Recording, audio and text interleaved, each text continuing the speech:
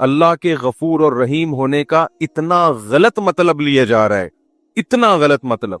غالباً شیخ عبد القادر گیلانی رحمۃ اللہ علیہ کا واقعہ ہے کہ وہ جب بیان کرتے تو جہنم کو زیادہ بیان کیا کرتے تھے، جنت کو کم، ڈراتے زیادہ تھے۔ تو لوگوں نے ان سے کہا کہ آپ ڈراتے زیادہ ہیں، جہنم کی باتیں زیادہ کرتے ہیں، خوف کی۔ انہوں نے کہا تمہارے گناہ اتنے زیادہ ہو گئے ہیں کہ تم ان گناہ کر کر کے بھی امیدیں چونکہ جنت کی لگا کے بیٹھے ہو، تو میں تمہاری وہ جو احمقوں کی، میں اپنی الفاظ میں ان کی بات نقل کر رہا ہوں کہ جن احمقوں کی جنت میں تم رہتے ہو نا، اس جنت سے میں تمہیں نکالنا چاہتا ہوں۔ تم یہ چاہتے ہو کہ گناہ کرتے رہو اور قصے اللہ کی رحمت کے تمہارے سامنے سنائیں، تو یہ مجھ سے نہیں ہوگا، اس سے تو تم اور جری ہو جاؤ گے۔ اب ہمارے ہاں کیا ہوتا ہے، کوئی 27ویں رات کو مر جائے، کتنا بڑا گناہگار ہو، بخشش، اللہ کی رحمت کے واقعات کہ اللہ نے تو فلاں کو بخش دیا، اللہ نے تو فلاں کو بخش دیا، اللہ نے تو فلاں کو بخش دیا، اللہ نے تو فلاں کو بخش دیا، تو 27ویں رات کو مر گیا تو بخش دیا، جمعے کو مر گیا تو بخش دیا۔ تو بڑے بڑے گناہگار کہتے ہیں کوئی بات نہیں یار، سب کچھ کرتے رہو، اللہ بخشنے پر آئے گا تو فری میں ویسے ہی بخش دے گا۔ ایک حدیث دیکھ کے کبھی بھی کوئی حکم نہیں لگایا جا سکتا۔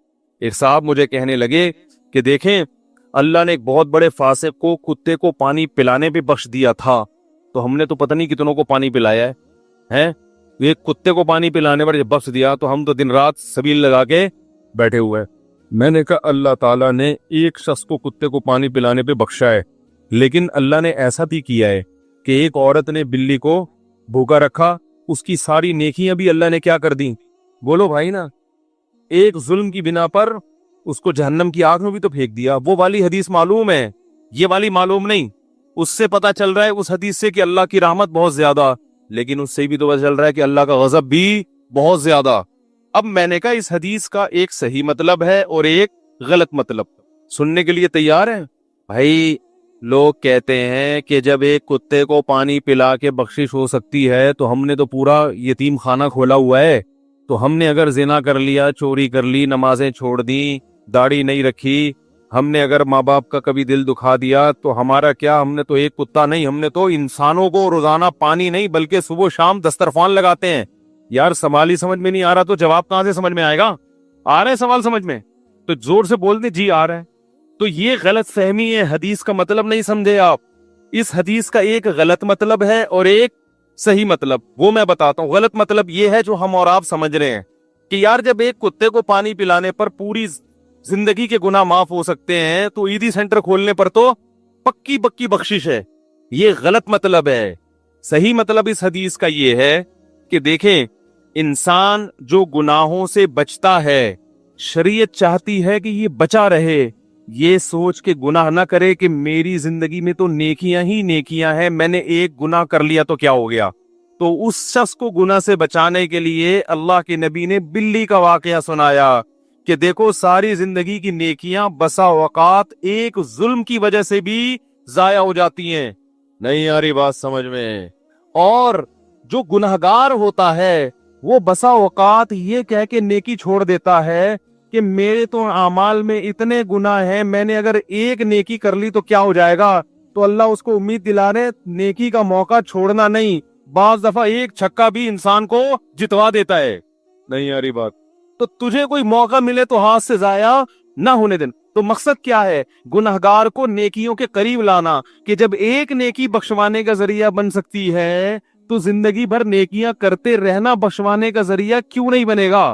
اور نیک آدمی کو جو نیکی کی طرف آ گیا ہو اس کو بتایا جا رہا ہے کہ جب ایک گناہ تباہی کا ذریعہ بن سکتا ہے تو گناہوں کے انبار لے کے آنا یہ تو بالکل بربادی کا ذریعہ ہے۔ تم تو ایک بلی کو بھوکا مار کے جب جہنم میں جا سکتے ہو تو انسانوں کے منہ سے نوالا چھیننا اور اللہ کے حقوق ضائع کرنا، اس سے کتنا اللہ کا غضب آتا ہوگا۔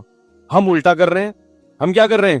ہم کہہ رہے ہیں کہ جب ایک نیکی انسان کو بخش سکتی ہے تو میں نے تو پتہ نہیں کتنی نیکیاں کی ہوئی ہیں، مجھے مزید نیکی کی ضرورت نہیں ہے۔ اور جب ایک گناہ انسان کو برباد کر سکتا ہے تو یہ نہیں سوچ رہے کہ میری زندگی میں تو بہت سارے گناہ ہیں۔ یہ والی حدیث اس موقع پر یہ دوسرے کے لیے ڈالی ہوئی ہے، تو یہ حدیث کی الٹی تشریح ہے۔ اب آپ کہہ سکتے ہیں کہ میرے پاس اس کی کیا دلیل ہے کہ یہ والی تشریح جو میں نے کی یہ صحیح ہے اور دوسری والی تشریح غلط ہے؟ ارے کیا ہو گیا بھائی، مطلب تو دونوں نکل سکتے ہیں نا۔ بھائی فی نفسی حدیث میں تو دونوں مطلب نکل سکتے ہیں کہ بھائی بسا اوقات ایک گناہ انسان کو بخشنے کے لیے، ایک نیکی بخشنے کے لیے کافی ہو جاتی ہے، تو جس نے بہت ساری نیکیاں کی ہوئی ہیں وہ تو گیا جنت میں، تو دو چار گناہ تو اس کا کچھ بھی نہیں بگاڑ سکتے۔ یہ غلط مطلب ہے، اس لیے غلط مطلب ہے کہ ایک دو حدیثوں سے کبھی اصول اور ضابطہ نہیں بنتا۔ اصول اور ضابطہ کس سے بنتا ہے؟ کثرت سے جس بارے میں حدیثیں اور قرآن کی آیتیں ہیں۔ قرآن بار بار بیان کر رہا ہے ان الذین آمنوا وعملوا الصالحات، نیک اعمال کرو گے، ایمان لاؤ گے، نیک اعمال کرو گے تو بخشش ہوگی پوری زندگی۔ الا من تاب وآمن وعمل عملا صالحا، جو توبہ کرے، ایمان لائے اور آئندہ پوری زندگی کے لیے اعمال کو درست کر لے، فاولئک یبدل اللہ سیئاتہم حسنات، یہ وہ لوگ ہیں جو کامیاب ہوں گے۔ وذروا ظاہر الاسم وباطنا، اللہ فرماتے ہیں ظاہری گناہ بھی چھوڑو، باطنی بھی، سارے چھوڑ دو، کیونکہ ان الذین یکسبون الاسم، جو بھی گناہ کمائے گا چاہے ایک گناہ کیوں نہ ہو، سیجزون، قاعدہ یہ ہے کہ ان قریب اس کو اس کا بدلہ دیا جائے گا۔ تو اس لیے ہر گناہ سے بچنا ہے، کیونکہ بعض دفعہ ایک گناہ تباہی کا ذریعہ بنتا ہے، اس لیے ہر گناہ سے یہ سوچ کے بچو کہ کہیں یہ گناہ تباہی کا ذریعہ نہ بن جائے، اور جب بھی نیکی کا موقع ملو ہر نیکی یہ سوچ کے کرو کہ شاید یہ والی نیکی میری بخشش کا ذریعہ بن جائے۔ بہت مشکل ہے بھائی، اب تو پولیس کی بھی سمجھ میں آ گیا ہوگا، جو آپ کو سمجھانے کے لیے بلاتا ہوں میں۔ تو یوسف علیہ السلام کیا کر رہے ہیں؟ اپنے آپ کو گناہ سے بچا رہے کہ کہیں یہ گناہ تباہی کا ذریعہ نہ۔ کوئی اور ہوتا بولتا ہے اللہ غفور رحیم ہے، کر لو، وہ بخشنے والا ہے، یقیناً بخشنے والا ہے، مگر گناہ سے بچنے والوں کے لیے، گناہ کے دلدل میں پھنسنے والوں کے لیے نہیں۔ جو پھنس چکے ہیں وہ نکلنا چاہتے ہیں تو ان کے لیے بھی ہے، لیکن چاہے تو چاہتا ہی نہیں ہے، کرتا چلا جا رہا ہے۔ اور آج کا دین تو اتنا سستا بنا لیا ہے، گناہ سے بچنا تو ضروری ہے ہی نہیں، قرآن خوانیوں پہ زیادہ زور لگایا ہوا ہے، عید میلاد النبی پہ زور لگایا ہوا ہے زیادہ، اور زیادہ زور لگایا ہوا ہے محرم پہ، اور جس کو اہل بیت سے محبت ہوگی وہ کچھ مرثیے پڑے گا، نہ داڑھی ہے، نہ حضرت حسین جیسی صورت بنائی ہوئی ہے، نہ حضرت حسین جیسے اعمال ہیں۔ حضرت حسن اور حضرت حسین بے انتہا عبادت گزار تھے، بے انتہا سخی تھے، گناہوں سے بہت زیادہ دور رہنے والے تھے۔ حضرت حسن نے 20 مرتبہ پیدل حج کیا ہے بیت اللہ کا، 20 مرتبہ پیدل حج، کوئی جہاد کا موقع ہاتھ سے جانے نہیں دیا۔ جب موقع ہوتا تلوار لے کے گھوڑے کی پشت پہ سوار ہو کے اللہ کی راہ میں نکلتے تھے۔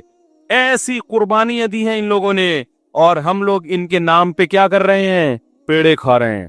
آج فلانے کی دعوت ہے حضرت حسین کے لیے، آج نبی صلی اللہ علیہ وسلم کے نام پہ دیگ کھائی جا رہی ہے، آج حضرت علی کے نام پہ پکوڑے کھائے جا رہے ہیں، آج جناب حضرت فلاں کے نام پر یہ چیز کھائی جا رہی ہے، کھاؤ کھاؤ کھاؤ کھاؤ، اور ایک دھماکے کے ساتھ بالآخر کھا کھا کے پھٹ جاتا۔ ان لوگوں نے تو روزے رکھے ہیں بھائی، کھایا تھوڑی ہے۔ حدیث کیا کہتی ہے؟ نبی نے دعا سکھائی کہ اے اللہ اتنا خوف، زیادہ خوف مسلط ہو گیا تو پڑھائی سے بھی گئے، نیند سے بھی گئے، کھانے سے بھی گئے، تو اللہ کا بھی اگر زیادہ خوف پیدا ہو گیا صحت بھی خراب ہوگی۔ بعض لوگوں کے دل میں جہنم کی آگ کا بہت خوف مسلط ہو جاتا ہے، وہ عبادت سے بھی جاتے ہیں، پھر وہ لائف کو جتنا انجوائے کرنا چاہیے جو شریعت نے اجازت دی اتنا بھی نہیں کر پاتے۔ تو اس لیے ہمارے نبی نے دعا سکھائی، اللہم قسم لنا من خشیتک ما تحول به بیننا وبین معصیتک۔ یہ میں مناجات مقبولہ کی دعاؤں کا ایک تھوڑا سا تعارف پیش کر رہا ہوں آپ کے سامنے، یہ کتنی پیاری دعائیں ہیں۔ اے اللہ ہمیں اتنا خوف اپنا دے دے جو ہمارے اور تیری نافرمانی کے درمیان آڑ، کیونکہ خوف کا مقصد ڈرنا برائے ڈرنا نہیں ہے، خوف کا مقصد ہے جہنم سے بچنا، اور وہ جب بچیں گے جب گناہ سے بچیں گے۔ تو کم سے کم اتنا خوف تو ہو کہ جب گناہ کی طرف دل مائل ہو تو تیرا خوف رکاوٹ بن جائے، گناہ سے روک لے ہم کو۔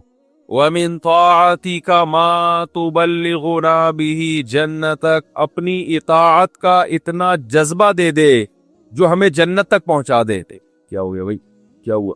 وَمِن طَاعَتِكَ مَا تُبَلِّغُنَا بِهِ جَنَّتَكَ، یہ اسی کی تکمیل ہے۔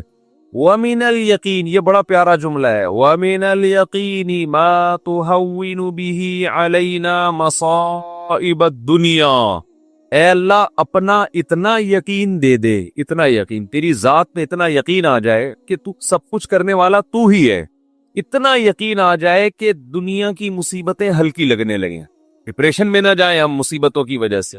جو اللہ کو نہیں مانتے نا، جب وہ دیکھتے ہیں کوئی ٹینشن آ رہی ہے تو وہ کہتے ہیں یار اس ٹینشن کی یہ وجہ ہے اور یہ وجہ تو ختم نہیں ہوگی، تو میں تو ٹینشن میں زندگی گزاروں گا، وہ خودکشی کی طرف جائیں گے۔ اور جس کو پتا ہے کہ یہ دینے والا کون ہے، اللہ، وہ میرا خیر خواہ ہے، وہ مجھے سنورنے اور بنانے کے لیے دے رہا ہے، وہ یہ ٹینشن دور بھی کر سکتا ہے، وہ کسی سبب کا محتاج نہیں، اس میں میرا فائدہ ہے، تو اس سے وہ ٹینشن کیا ہو جائے گی، ہلکی۔ تو اے اللہ اتنا یقین اپنا دے دے جس یقین کی وجہ سے دنیا کی مصیبتیں ہمیں ہلکی لگنے لگیں۔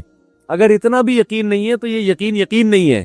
وَمِنَ الْيَقِينِ مَا تُهَوِّنُ بِهِ عَلَيْنَا مَصَائِبَ الدُّنْيَا وَمَتِّعْنَا بِأَسْمَاعِنَا وَأَبْصَارِنَا وَقُوَّاتِنَا أَبَدًا مَا أَبْقَيْتَنَا۔ اے اللہ تو نے ہمیں آنکھ کی نعمت دی، سننے کی نعمت دی، بولنے کی نعمت دی، چلنے کی اور بات کرنے کی، یہ تمام نعمتیں جب تک ہماری زندگی ہے یہ نعمتیں ہم باقی رکھنا، معذوری سے ہمیں بچانا۔ سمجھ رہے ہو کہ نہیں سمجھ رہے؟ آج لوگ دولت مانگ رہے ہوتے ہیں، صحت کو فوکس نہیں کر رہے، آنکھ کی بینائی چلی جائے، خدا نخواستہ کیسی اندھیر زندگی ہے، سننے کی طاقت چلی جائے۔ وَمَتِّعْنَا بِأَسْمَاعِنَا وَأَبْصَارِنَا وَجَمِيعَ قُوَّاتِنَا أَبَدًا مَا أَبْقَيْتَنَا وَاجْعَلْهُ الْوَارِثَ مِنَّا۔ یہ اس سے بھی زیادہ خاندانی جملہ۔ کافر بھی چاہتا ہے کہ میری آنکھوں میں دیکھنے کی طاقت، کانوں میں سننے کی طاقت، زبان میں بولنے کی طاقت، میری تمام جو جسم کے پارٹس ہیں وہ صحیح رہیں تاکہ میں دنیا کی نعمتوں سے مزے اڑاؤں۔ تو اے اللہ ہم صرف اس لیے نہیں کہہ رہے کہ یہ